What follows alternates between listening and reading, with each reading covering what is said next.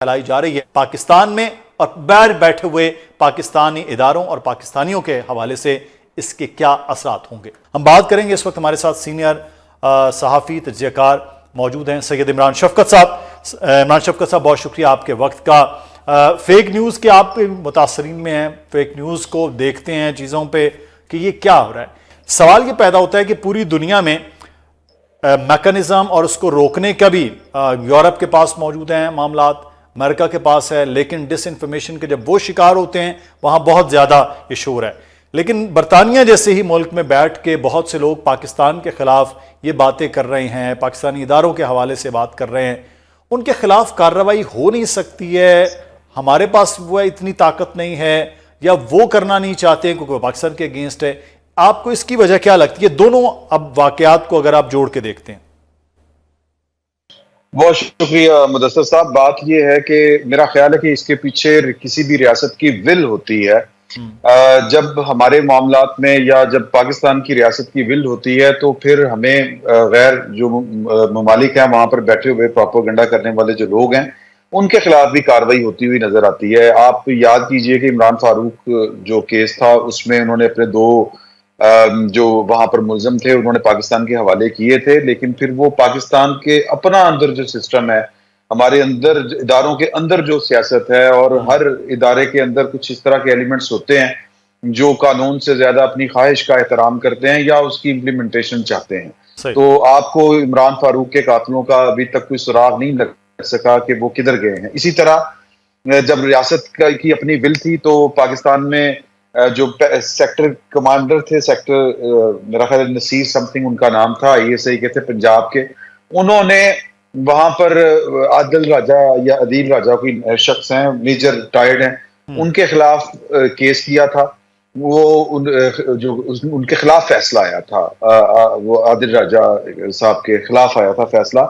تو یہ بیسیکلی آپ کے ریاست کے اندر جو ول ہے یہ وہ ڈٹرمن کرتی ہے یا وہ فیصلہ کرتی ہے کہ یہ کام آپ اگر کرنا چاہتے ہیں تو کتنی نیت سے چاہتے ہیں. اگر آپ کی نیت ٹھیک ہے, اگر آپ واقعی کرنا چاہتے ہیں, لپ سروس نہیں کر رہے, تو پھر وہاں پر قوانین ہم سے بھی زیادہ سخت ہیں اور ہم سے زیادہ مؤثر ہیں, وہ کر لیتے ہیں اور وہ آپ کو کر کے کام دے دیتے ہیں. ابھی عادل راجہ صاحب کو جس طرح سزا ہو چکی ہے, ان کا کورٹ مارشل ہو چکا ہے, اسی طرح میرا خیال ہے کہ ایک وہ کوئی اکبر صاحب تھے ان کا بھی ہوا تھا, ایک وہ مہدی سم تھنگ کوئی نام ہے ان کا, کینیڈا میں ہوتے ہیں, حیدر مہدی صاحب, ان کا بھی ہوا.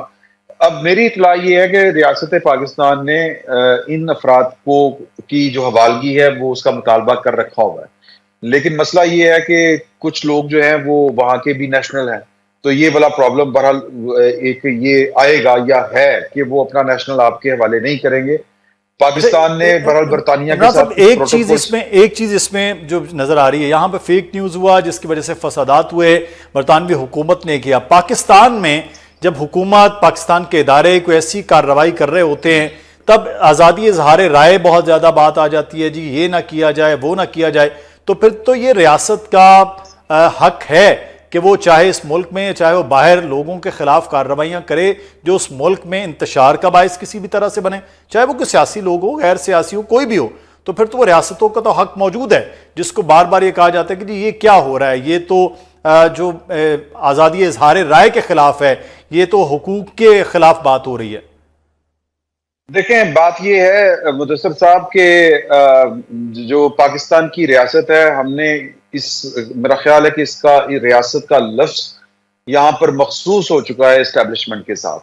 جی ہاں, حالانکہ ریاست بالکل الگ چیز ہے. ریاست بالکل الگ چیز ہے. ریاست جو ہے اس میں عدلیہ بھی ہے, اس میں انتظامیہ بھی ہے, اس میں مقننہ بھی ہے, اور جو پاکستان کی اسٹیبلشمنٹ ہے, فوج ہے, یہ پاکستان کی انتظامیہ کا ایک چھوٹا سا پارٹ ہے. بالکل. تو جب ہمارے ادارے ہی ریاستی مفادات کو اگر آپ ذہن میں رکھیں تو اس کے اوپر ان کا بھی اتفاق نہیں ہوتا, تو پھر پرابلم تب پیدا ہوتی ہے. یعنی ہم اپنے یہ ہمارے مسائل ہیں, یہ جو ہے اس میں کسی دوست ملک کا یا کسی غیر ملک کا یا کسی اور قوم کا میرا خیال ہے کوئی فالٹ وغیرہ نہیں ہے. ہم دیکھیں بات یہ ہے کہ ہم مثال دے دیتے ہیں کہ برطانیہ میں بھی جو کچھ ہو رہا ہے کس طرح وہ سزائیں مل رہی ہیں, ہاؤس وائف جو ہیں ان کو بھی سزا ہوئی ہے, کوئی 12-14 سال کا بچہ اس کو بھی سزا ہوئی ہے. کیپٹل ہل والی بھی ہم مثال دے دیتے ہیں. वहां पर रियासत का या जो ममलिकत के इशू के ऊपर रियासती इदारों के दरमियान कोई खींचातानी नहीं है। बिल्कुल। पाकिस्तान के अंदर पिछले 75 साल से हमारे रियासती इदारों ने अपनी अपनी 1.5 ईंट की मस्जिद अलग अलग बना के रखी हुई है। एक दौर था कि जब पाकिस्तान की एस्टेब्लिशमेंट और पाकिस्तान की जुडिशियल एस्टेब्लिशमेंट जो थी वो सेम पेज के ऊपर थी। अब जो है वो पाकिस्तान की एक कह लें कि एक इदारा जो है वो अपने आप को एक अलग से इमर्ज कर रहा है पावर हाउस के तौर के ऊपर।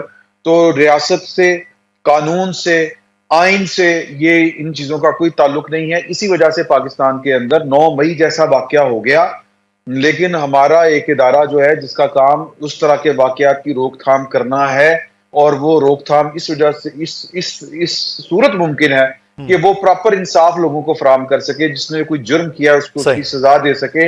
यहाँ पर ढूंढ ढूंढ के वो लोग जो है वो स्पेशल जजेस लाए गए जो एक खास पॉलिटिकल माइंडसेट रखते थे, क्योंकि एक साहब का जो उस इदारे के जो थे वो अकाई थे, यूं कह लें पार्ट थे उसका, उनके जाती मसाइल थे कुछ, तो उन्होंने रियासत को सबक सिखाने के लिए अपने जाती मफाद की वजह से ये सारे काम किए। इमरान शफकत साहब, एक चीज बहसियत सहाफती इदारों के और सहाफी के, क्योंकि आप खुद सहाफी भी हैं, ये फेक न्यूज फैलाने में भी और फेक न्यूज चलाने में भी आप नहीं समझते कि बहुत से सहाफी भी और सहाफती इदारे भी शामिल हैं?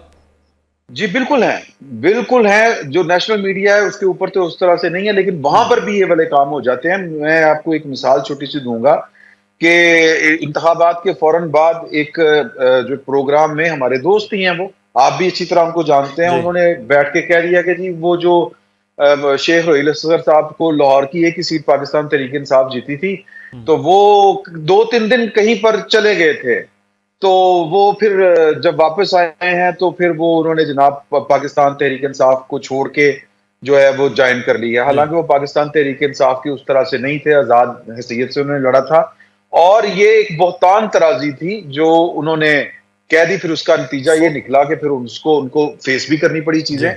लेकिन जब तक पाकिस्तान में रियासत यकसू होके उसके तमाम इदारे रियासती मफाद को बैठ के कहीं पर पार्लिमान के अंदर सबसे बेहतरीन जगह उसको फिक्स नहीं कर लेते, उसको रीडिफाइन नहीं कर लेते, तब तक ये चीजें नहीं होंगी। अगर बरतानिया अमेरिका में फेक न्यूज के ऊपर एक्शन होता है, तो पाकिस्तान के अंदर जो है हत्या इज्जत के जो कानून है, डिफेमेशन जो लॉ है, उसको वो क्यों नहीं कह लें कि कारगर साबित होता। हमारे यहाँ तो यहाँ पर कत्ल के मुकदमात जो हैं उनमें लोग बेगुनाह फांसी चढ़ जाते हैं, और अदालती निजाम हमारा इस तरह का है कि सुप्रीम कोर्ट में जब अपील लगती है तो फिर सरकार की तरफ से उनको बताया जाता है फेक न्यूज और अमल दरामद हो चुका है। बिल्कुल, ये फेक न्यूज और डिस इन्फॉर्मेशन को रोकना बहुत ज्यादा जरूरी होगा। बहुत शुक्रिया सईद इमरान की जिम्मेदारी मौजूद है, और ये पाकिस्तान के इदारों की जिम्मेदारी है, उनको ही फौरी तौर पर एक्शन भी लेना है।